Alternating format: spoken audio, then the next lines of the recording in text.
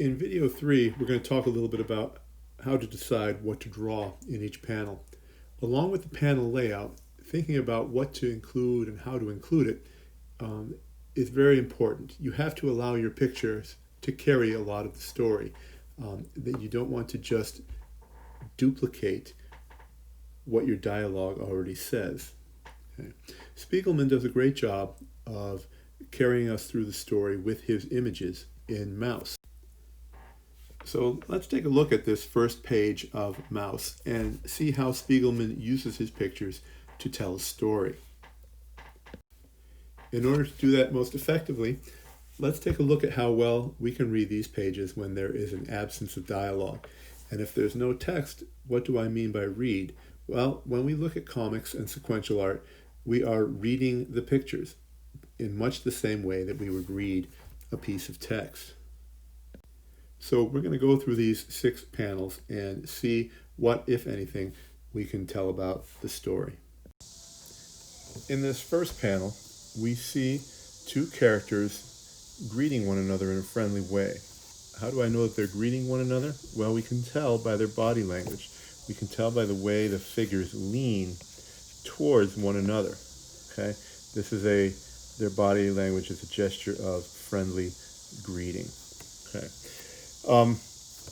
Also, we can get a little bit of information about, let's erase some of this, a little bit of information about the characters themselves. For example, the character on the right is clearly an older gentleman. We can tell that by the way that he dresses. He has a jacket that gathers at the waist here, and that's a little bit of an older-fashioned style of dressing. He has this fedora-style hat, a little bit of an old-fashioned hat, and these small spectacles resting on his nose, which are typical cartoon indications of an older person. Lastly, we can tell what's going on in their surroundings by the background a little bit. We can tell where they are. Here's a doorway with a window in it, and here is some more windows, typical of a domestic structure like a house or an apartment. And out front are some shrubs and bushes that are clearly shown as such. So again, 2 friendly people exchanging a friendly greeting in front of a domestic scene. All information we can understand by reading the images without any text present. In panel 2, we see the same 2 figures, and now they appear to be moving up a set of stairs, which means that they're probably inside an apartment building of some sort. We can guess that. And they are talking to one another. Okay. The older figure is in the lead, so it's probably his residence. And notice there is a square box down here which indicates some kind of narration, whereas these word balloons indicate dialogue between these 2 characters. Panel 3, we still have our same 2 characters. We have another narration box down here, you'll notice. And furthermore, we have another body language gesture. We can surmise that the arm is traveling back here. There's the hand. There's the other hand of our main figure on the left embracing this character. Okay, and they're no longer talking to each other. How do we know? We know because his head is turned towards something off panel. Okay, he is no longer looking at his companion. Now that could be any number of things, but it tends to suggest that he is talking to somebody else or to a new person, and that he is embracing in a fond way and a welcoming way this character here. Panel 4, the first thing we notice is that now instead of 2 characters, we have 3. The third character is on our left-hand side. She is also in a gesture of greeting. Notice how her body is tilted towards the figure in the center. She has her arm outstretched a little bit, and I keep saying she. This character is wearing what looks like a dress, a rather old-fashioned dress at that. All right. Also, the main character in the middle is removing his coat. We know because the coat was on in the previous panel, now it's part of the way off.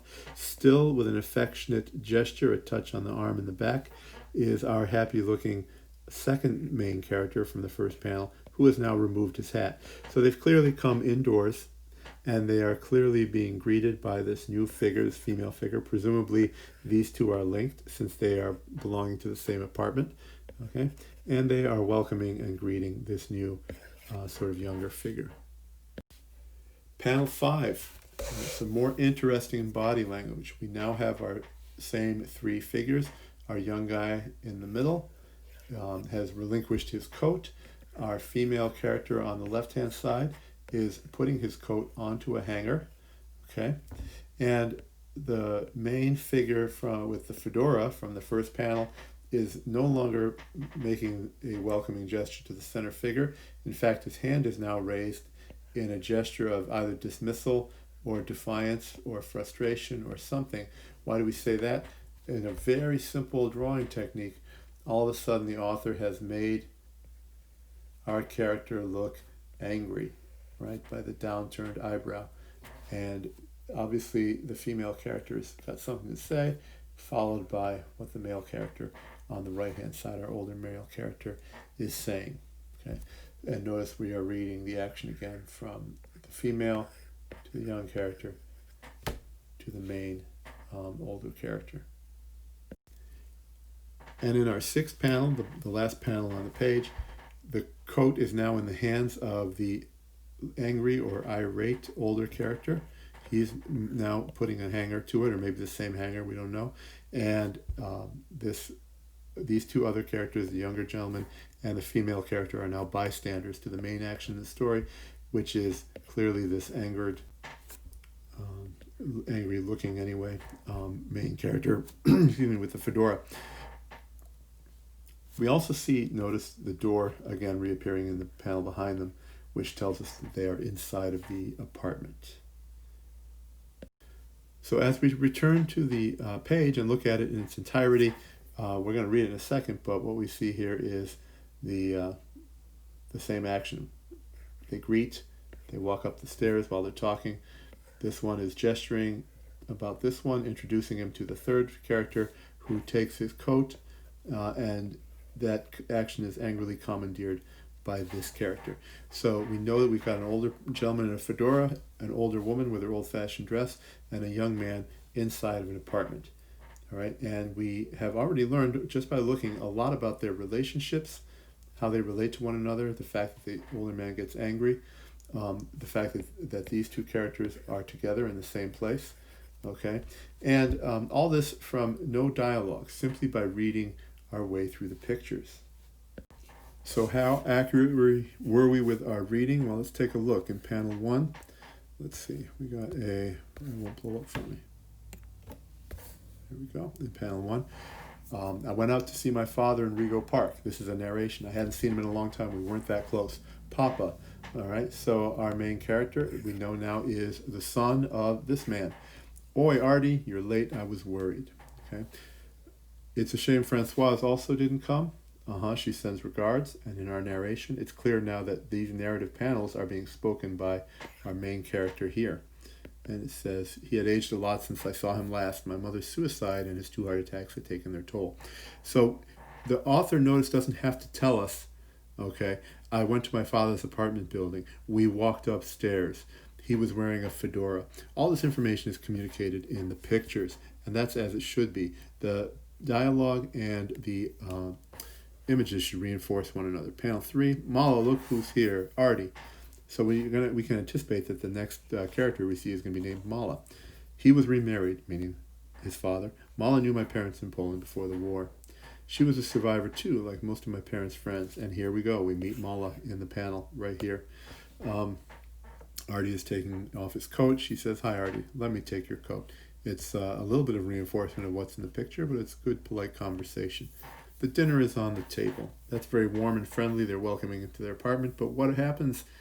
The father gets angry. Ugh, Mala, a wire hanger you give him. I haven't seen Artie in almost 2 years. We have plenty wooden hangers.